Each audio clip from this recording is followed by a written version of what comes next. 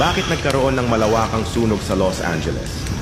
Bago pa man maganap ang sunog na ito, ay naganap muna ang isang Golden Globe Award noong January 6 sa Los Angeles din.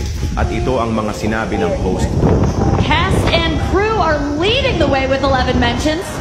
Moms are holding strong with 3 shout-outs. God, creator of the universe, 0 mentions. At pagkatapos ngang binanggit ang salitang God is 0 mention, ay nagtawanan pa ang mga tao doon. Tapos sabay sabi nitong, No surprise in this godless town.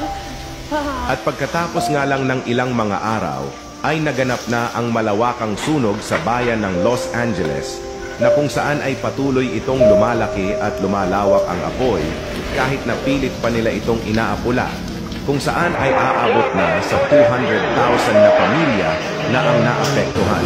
Ano sa tingin niyo?